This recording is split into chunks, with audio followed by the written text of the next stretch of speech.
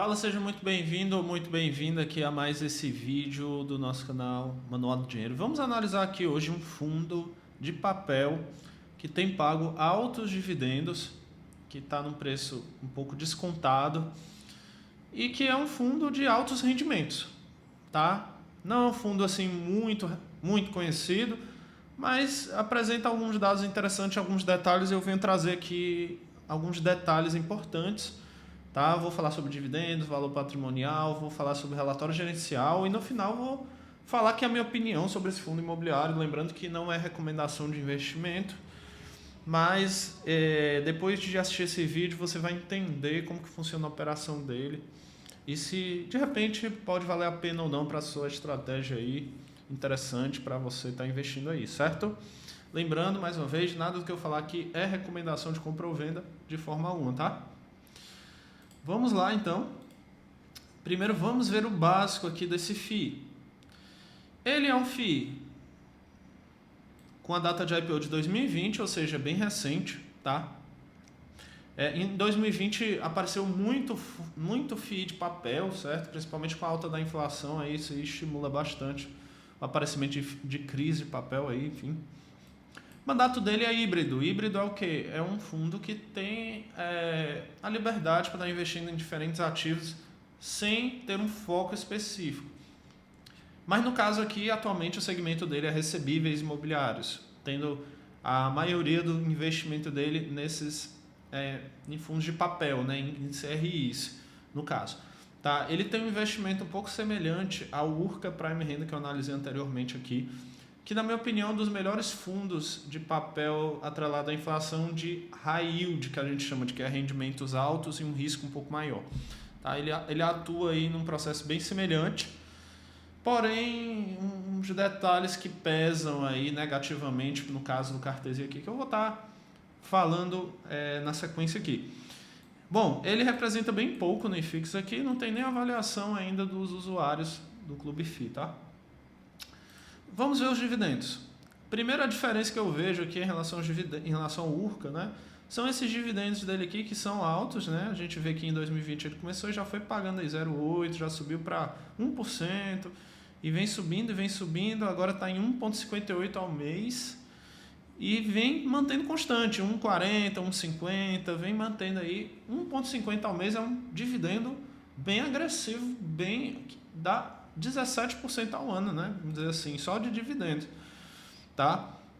O que é um dividendo maravilhoso, né? Aqui, lógico, os fundos de papel eles costumam ter um dividendo, um percentual, um dividend yield maior do que os fundos de tijolo, mas mesmo assim é um dividendo muito alto, né? Nos últimos 12 meses, 17,66%, tá? Isso aí é um retorno que deixa qualquer americano com inveja, né? Qualquer investidor americano com inveja, né? O Brasil é um país tem muita cor complicada, mas tem muitas oportunidades, né? Imagina você ter um rendimento de 17% ao ano, tá? Lógico que tudo bem, não é só o dividendo. Vamos entender aqui, vamos entender com mais profundidade, né?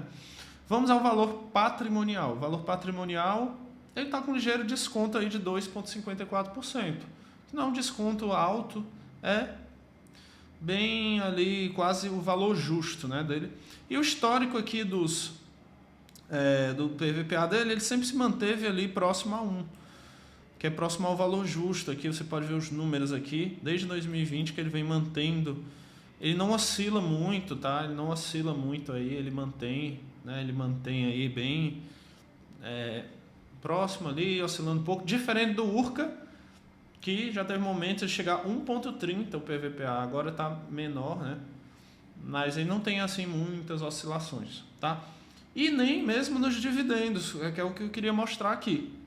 Quando a gente pega o dividendo, diferente do Urca, o Urca tem essas oscilações, né? Picos, altos e vales, enfim, ele já mantém aqui bem constante o dividendo, ó. Desde esse ano inteiro manteve distribuições altas e constantes.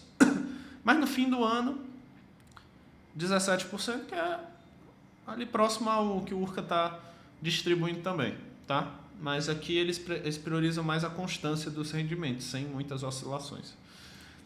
Agora vamos ver o que há de interessante aqui no relatório gerencial. No último relatório gerencial de outubro de 2022, né? Estamos em dezembro de 2022, tá? Então é o mais recente aí.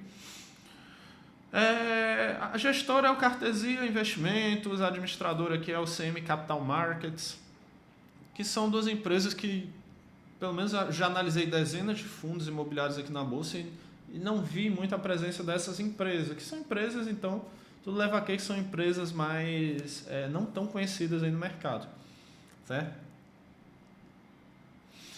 Bom, vamos ver aqui é a historinha, né? Falando da situação, do cenário aqui em relação aos dividendos que eu já falei, aqui em relação à cotação, dividendos.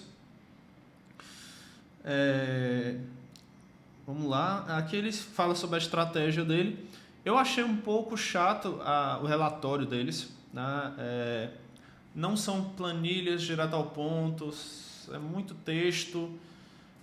Apesar do que eles trazem algumas informações interessantes, mas em relação ao relatório do Urca, eu achei o relatório do Urca muito mais fácil e mais objetivo, né? Vamos dizer assim. Que ele mostra a expansão da base de cotistas e tal. E aí ele vem falando que tem, né? Ele acumulava 27 centavos, né, no segundo semestre por cota, né, de caixa não distribuído, certo? E é isso. Aí ele vem falar aqui das receitas totais dele, juros, amortização, que compõe a grande maioria, né? Teve 12 milhões aqui de receitas. E dessas 12 milhões, nós tivemos as despesas administrativas, 653 mil, e taxa de performance, 100 mil. Tá? Se a gente for somar, esse operacional, não sei dizer ao certo o que seria, se estaria com taxas de administração também. Mas, juntando tudo, a gente pode ver que as despesas totais não chegam nem a 10%. Então, eu calculo aqui que as taxas de performance e administração estão bem controladas, bem baixas, né?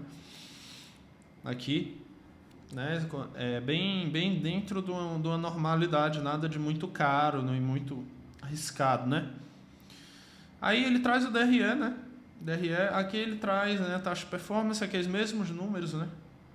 Que eu já li aqui, né?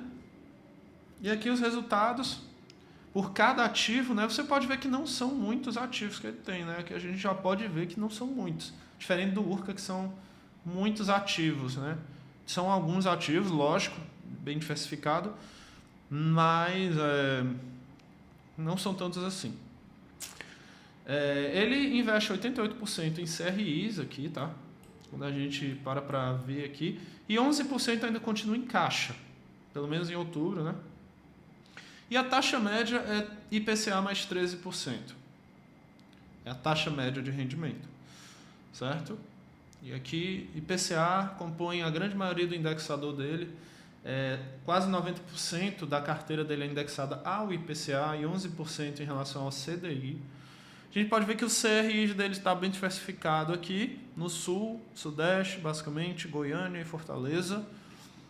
Diferente do Urca aqui, eu não me recordo exatamente se o Urca tem operação em Fortaleza, né? Mas, enfim. Pronto, quando ele traz aqui, é uma planilha bem interessante, essa planilha que traz todos os CRIs dele. Mas a gente pode ver que não são tantos quanto o Urca, né? O Urca tem mais CRIs, né? Ele não tem tantos assim. E uma coisa que eu não gostei, ele não traz o LTV médio aqui. Por que ele não traz essa informação clara aqui? Por que ele traz o valor total aqui, o percentual alocado, tudo certinho, mas aqui ele não traz o LTV médio? Porque o LTV, quanto maior o LTV, mais seguros são esses CRIs. Porque eu vou ter uma garantia maior por trás desse CRI. Porque a empresa, para estar pegando esse empréstimo de nós, cotistas de fundo imobiliário, ela tem que dar uma garantia. Quanto mais perto de 100%, mais perto da totalidade do valor do empréstimo, vamos dizer assim, tá? Quanto maior o LTV, melhor. Mas, de forma geral, a gente pode ver, não tem a média calculada aqui, a gente pode ver que boa parte desses LTVs, eles estão próximo a 50%, tem de 70%. Então, são LTVs altos, tá? Então, a gente pode ver que são garantias boas. Lógico que não vão ser LTVs mais de 100%, tipo os fundos de papel da Kinea, vamos dizer, que possuem rendimentos bem menores também e o risco menor. Aqui esses fundos high yield, vamos dizer assim, que pagam altos dividendos de papel, eles vão ter LTVs menores, é normal. Mas ele não me traz essa informação transparente aqui do LTV médio, para eu ter uma noção clara e poder comparar a Urca e esse aqui. E aí ele não me traz. E o IPCA mais 13 aqui de rendimento, tá? E é isso. Aqui ele traz os ativos investidos e tal, papapá. Traz todas as fotos, né, e tudo. Achei bem interessante essa parte. Que ele vai fazendo, ele vai falando em detalhes. Em relação aqui a securitizador, isso aí também é importante a gente observar a diversificação, que no caso não ocorre, porque a maior parte da securitização dele é pela Habitasec, tá? Que é a empresa que securitiza esses CRIs para distribuir para o fundo. Não tem uma diversificação muito grande em termos de securitizador. Gente, para encerrar aqui é o seguinte, vamos lá. É um fundo interessante, não é? Bom, a gente sempre tem que comparar fundos semelhantes. E eu comparo ele com o Urca e eu não vejo nenhuma vantagem desse ativo em relação ao Urca. O Urca tem mais ativos, é mais diversificado, tá num valor mais atrativo, vamos dizer assim, né? Tá num downside melhor, tendo em vista que o Urca já teve uma valorização mais agressiva. O relatório, eu não gostei tanto desses pontos que eu falei, de não trazer o LTV médio. Isso aí para mim é importante, tá? Aparecer aqui, não apareceu. Enfim, mas eu acho bem interessante. Só que a gestora não é muito conhecida, a administradora também não é muito conhecida e tudo. Não é uma coisa que, vamos dizer assim, é um risco maior que o Urca ou outro, porque são FIIs de high yield. São FIIs de high yield. Mas aqui ele não me traz dados como a inadimplência média, que o Urca já traz, né? Faltou dados, faltaram dados aqui. Eu senti essa falta, tá? Então eu considero o Urca um investimento, comparando com um ativo bem semelhante, eu considero o Urca melhor do que esse. Mas fica a seu critério, você tome suas decisões aí, nada do que eu estou falando que é recomendação de compra ou venda, apenas uma opinião, sou um investidor comum aqui como você. Só que eu já analisei aqui dezenas e dezenas e centenas de fundos imobiliários, então pela minha rotina aqui de estar analisando, abrindo relatórios, a gente começa a identificar alguns padrões e entender um pouco melhor isso aqui. Espero que as dicas que eu tenho passado aqui tenham ajudado. Se ajudou, deixa o like, se inscreve no canal, tá? E vê aqui no comentário o que você acha. Vamos discutir um pouco mais aí. E se você investiria ou não, coloca aqui no comentário.